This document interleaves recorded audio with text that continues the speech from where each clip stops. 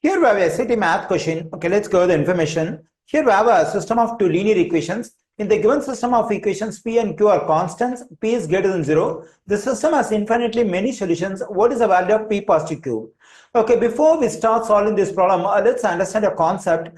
For that, let me consider a system of two linear equations in standard form. Let me write the first linear equation in standard form, that is a1x positive b1y equals to c1. So to write a linear equation standard form, we have to keep x term and y term on one side of the equation, and the constant should be on the other side of the equation, usually on the right side. Now let me write the second linear equation standard form, that is a2x positive b2y equals to C2. Okay, say this system of two linear equations in standard form has infinitely many solutions. Whenever a system of two linear equations in standard form has infinitely many solutions, the coefficients of x, coefficients of y, and constant terms are proportional. That is, let's find the ratio between the coefficients of x. So that is a1 over a2, and the ratio between the coefficients of y is b1 over b2, and the ratio between the constant terms is c1 over c2. Since the coefficients of x, coefficients of y, and constant terms are proportional, so all these three ratios must be equal. Okay, now we can apply this concept in our problem, because in our problem we have a system of two linear equations and the system has infinitely many solutions. Okay, so if I want to apply this concept over here, so the given two linear equations must be in standard form. That is, we have to get x and y on the left side, and constant term must be on the other side, I mean the right side of the equation. Okay, now let me take the first equation and write it in standard form. So for that, I write the first equation as it is. It is 5 over 12 qx positive 3 over 8 equals to negative 5 over 12 py. Okay, now my first work is to get x and y terms on the same side, I mean on the left side of the equation. So, but here x is on the left side, but we have y term on the right side of the equation. So, we have to get this one. For that, we have to add 5 over 12 py to both sides. When I do so, I'm getting 5 over 12 qx positive 3 over 8. So, when I add 5 over 12 py to both sides, I'll be getting 5 over 12 times py equals to, when I add 5 over 12 py to the right side, it will cancel out and we'll be getting 0. Okay, here we have x term and y term on the left side, but still constant is here. So I have to get rid of this constant because the constant has to be on the right side of the equation. So for that, I have to subtract 3 over 8 from both sides. When it's subtract 3 over 8 from both sides, we can get rid of this one. Then we have 5 over 12 times qx. When I subtract 3 over 8 from both sides, we can get rid of this one. Then we have 5 over 12 times py. So when I subtract 3 over 8 from the right side, so already we have 0. When I subtract 3 over 8 from 0, I'm getting negative 3 over 8. Okay, now I got the first equation standard form, that is we have x term and y term on the left side and constant on the other side. But when I look at the x term and y term, here the fraction 5 over 12 is multiplied in both x term and y term. So when I multiply both sides of this equation by the reciprocal of this fraction 12 over 5, I can get rid of this 5 over 12 in both x term and y term, so that it will be easier for us to proceed further. Okay, now let me multiply both sides of the equation by the reciprocal of this number, that is 12 over 5. Let me write the rest of the stuff. 5 over 12 qx positive 5 over 12 py equals to negative 3 over 8 times 12 over 5. Okay, here both 8 and 12 have the greatest common divisor 4. That is 4 goes into 8 2 times and 4 goes into 12 3 times. Now we can distribute this 12 over 5 to this one and this one. So when I do so, I'm getting 12 over 5 times 5 over 12 qx positive 12 over 5 times 5 over 12 py equals to negative 3 times 3 is negative 9 over 2 times 5 is 10. So here this 12 will cancel, 5 will cancel, the same thing over here, and we get qx positive py equals to negative 9 over 10. Okay, now we got the first equation standard form, that is in simplified standard form. Okay, now the same thing we have to do with the second equation, and we have to get the standard form, that is a simplified standard form. Okay, now let me erase this stuff and convert the second equations to standard form. Now let me write the second equation as it is. It is 1 over 10y positive 1 over 20x equals to p over 4 positive 7 over 15y. Okay, so now my idea is to get this equation standard form. First, let me get rid of all the four denominators. Once I get rid of the denominators, the fractions will be no more. I can get the equation in standard form easily. So for that, we have to get the least common multiple of this 10, 20, 4, and 15. So let me write the stuff over here 10, 20, 4, 15. So the greatest common divisor, is there any greatest common divisor for all the four numbers? No. I think there is a greatest common divisor for these three numbers 10, 20, and 15. That is 5. So we can divide it by 5. When I divide this 10 by 5, I'm getting 2. When I divide this 20 by 5, I'm getting 4. So I cannot divide this 4 by 5. So I have to write this 4 as it is. And when I divide this 15 by 5, I'm getting 3. Now, is there any common greatest common divisor for all the four numbers? No, but there is a common divisor, greatest common divisor for these three numbers, that is 2. So we can divide it by 2. When I divide this 2 by 2, I'm getting 1. When I divide this 4 by 2, I'm getting 2. When I divide this 4 by 2, I'm getting 2. So this 3 cannot be divided by 2. So I have to write this as it is. Now there is a greatest common divisor for these two numbers. That is 2. We can divide it by 2. Now 1, because we cannot divide this 1 by this 2. So I'm writing this one as it is. When I divide this 2 by 2, I'm getting 1. When I divide this 2 by 2, I'm getting 1. So I cannot divide this 3 by 2. So I have to write this as it is. Now there is no greatest common divisor for all the three numbers other than 1. And even at least for three numbers also there is no greatest common divisor. So now we have to check whether there is any greatest common divisor for at least two numbers other than 1. No. So now we have to stop the process. We have to multiply this 5, 2, 2, 1, 1, 1, 3. So when I multiply this 5 and 2, I'm getting 10. So 10 times 2 is 20, 20 times 1 is 20, 20 times 1 is 20, 20 times 1 is 20, 20 times 3 is 60. So the least common multiple of these four denominators are 10, 20, 4, and 15 is 60. So what we can do is we can multiply both sides of the equation by 60 to get rid of all the four denominators. Let me do it. So let me multiply the left side by 60. It is 60 times 1 over 10 times y, positive 1 over 20 times x, and on the right side 60 times p over 4 positive 7 over 15 times y. Okay, now we can distribute the 60 to this and this. So when I do so, I'm getting 60 times 1 over 10 times y, positive 60 times 1 over 20 times x, and 60 can be distributed to this and this. Then I'm getting 60 times p over 4, positive 60 times 7 over 15 times y. Okay, so 10 goes into 10 one times, 10 goes into 60 6 times. So here 1 times, 20 goes into 60 3 times, 4 goes into 4 1 times, so 4 goes into 60 15 times, and 15 goes into 15 1 times, and 15 goes into 60 4 times. So then I'm getting 6 times 1 times y is 6y, positive 3 times 1 is 3, 3 times x is 3x, equals to 15 times p is 15p, positive 4 times 7 is 28y. Okay, now so here we have x and y on the left side, but still there is a term y on the right side of the equation. So we have to get rid of this one. Okay, now let me erase this stuff and continue. Okay, let me continue over here. 6y positive 3x equals to 15p positive 28y. So now to get rid of the y term on the other side, the right side of the equation, we have to subtract 28y from both sides. When I do so, I'm getting so positive 28y, negative 28y will cancel out. So when I combine positive 6y, negative 28y, I'm getting negative 22y, positive 3x equals to, we get 15p on the right side of the equation.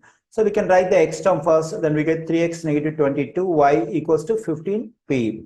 Okay, now I got the second equation also in standard form. Okay, now let me erase the stuff over here and continue the rest of the problem. Here we have the given two linear equations in standard form. Now what we can do is we can apply the concept to what we have discussed over here. So that is if a system of two linear equations in standard form has infinitely many solutions, then the coefficients of x, coefficients of y, and the constant terms must be proportional. So here we can consider the coefficients of x, that is q and 3. We can write the ratio between them, that is q over 3. And the ratio between the coefficients of y is p over negative 22. And the ratio between the constant terms are negative 9 over 10 over 15p. So as we discussed over here, so the coefficients of x, the coefficients of y, and constant terms must be proportional.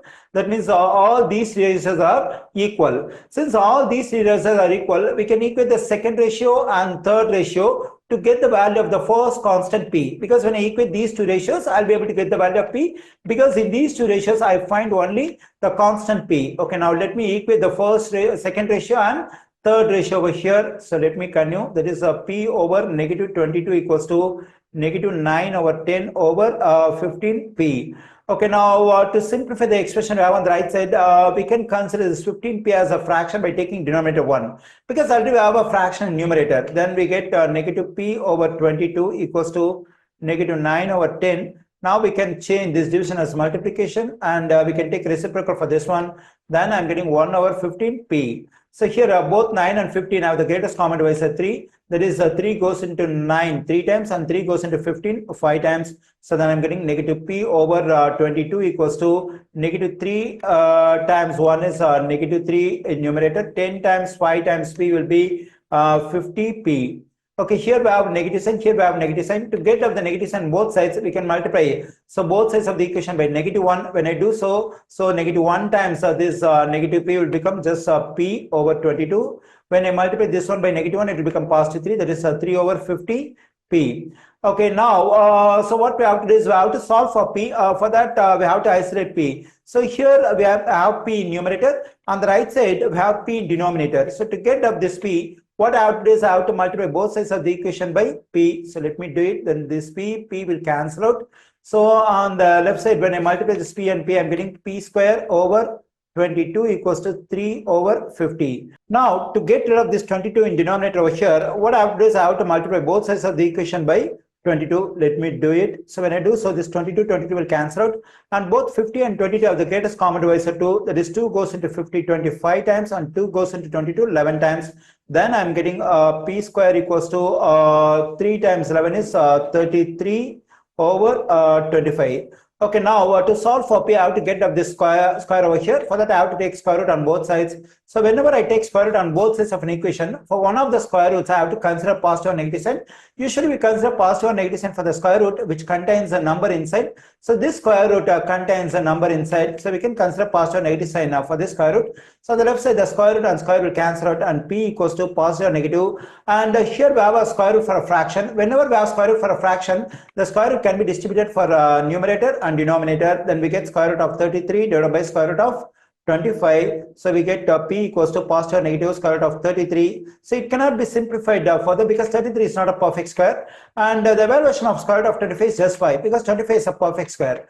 So 5 square is equal to 25. The square root of 25 equals to 5. So we get two values for p. One is p is equal to positive square root of 33 over 5. The other value of p is negative square root of 33 over 5. So because here we have positive and negative sign, so I write this value one time for positive sign, other time for negative sign. But the question says p is greater than 0. That is, p is positive. Since p is positive, we can get this, we can reject this negative value of p. So we can consider the positive value of p. So now I got the value of p, that is square root of 33 over 5. Okay, now let me erase the other stuff and find the value of q. Okay, now to get the value of q, I'm going to equate the first ratio and third ratio because the first ratio contains a q. Okay, let me continue. Q over 3 equals to negative 9 over 10 over 15p. Okay, now to simplify the expression we have on the right side, I assume there is 1 in denominator over here. So q over 3 equals to, I'm writing the fraction in numerator as it is, that is negative 9 over 10. I change this division as multiplication. So when I change this division as multiplication, I have to get reciprocal for the fraction in denominator. So when I get reciprocal for this one, I'm getting 1 over 15p. So this 9 and 15 have the greatest common divisor 3. That is 3 goes into 9 3 times, 3 goes into 15 5 times. So q over 3 equals to negative 3 times 1 is negative 3 over 10 times 5 is 50. 50 times p is 50p. Okay, now to get up the denominator 3 over here, I multiply both sides of the equation by 3. When I do so, this 3 will cancel. Q equals to negative 3 times 3 is negative 9 over 50p.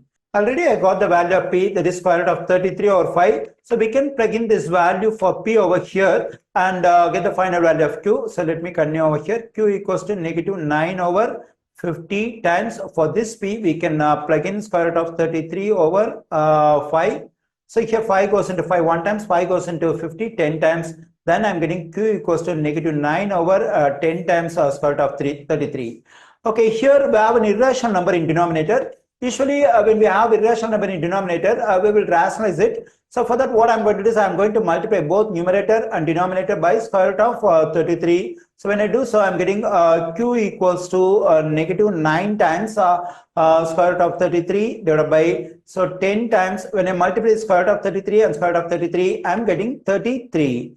So here both 9 and 33 have the greatest common divisor 3. That is 3 goes into 9 3 times, 3 goes into 33 11 times. Then I'm getting Q equals to negative 3 times square root of 33 over 10 times 11 is 1 and 10. Okay, now I got the value of P and Q as well. So now we can add the values of P and Q to get the value of this expression, P positive Q. Okay, let me erase the other stuff and continue the problem. Here we have the values of P and Q. Now we can evaluate the value of this expression P positive Q. Let me write it over here. So for P, we can plug in this value, that is square root of 33 over 5. And for Q, we have negative 3 times square root of 33 over 1 and 10. Okay, now if I want to simplify this expression, I need the common denominator. So for that, I have to get the least common multiple of the two denominators, 5 and 1 and 10. Let me do it. So the greatest common divisor for 5 and 1 and 10 is just 5. So we can divide by 5. So when I divide this 5 by 5, I'm getting 1. When I divide this 1 and 10 by 5, I'm getting 22. Now there is no common divisor for 1 and 22 other than 1. So now we have to stop the process. Now to get the least common multiple, we have to multiply this 5, 1 and 22. So when I multiply 5, 1 and 20, I'm getting 1 and 10. So 1 and 10 is a common denominator. Already we have 1 and 10 as denominator for the second fraction. So for the first fraction, we have to get 1 and 10 as a denominator. For that, we have to multiply both numerator and denominator by 22. So let me continue over here. P positive Q equals to 22 times square root of 33 over 22 times 5 is 1 and 10. Negative 3 times square root of 33 over 1 and 10. Let me continue over here. P positive Q equals to, now we have the common denominator 1 and 10. So the numerator of the first fraction is 22 times square root of 33. Negative, the numerator of the second one is over here is 3 times square root of 33. So P positive Q equals to, so when I combine these two terms, so both of them are like terms because this one contains square root of 33 and this one also contains square root of 33. So when I subtract 3 square root of 33 from 22 square root of 3, I'm getting 19 square root of 33 over 1 and 10. So the evaluation of the expression P positive Q is 19 times square root of 33 over 1 and 10. So I find this value in answer choice A. So the correct answer choice for this question is A, 19 times square root of 33 over 1 and 10.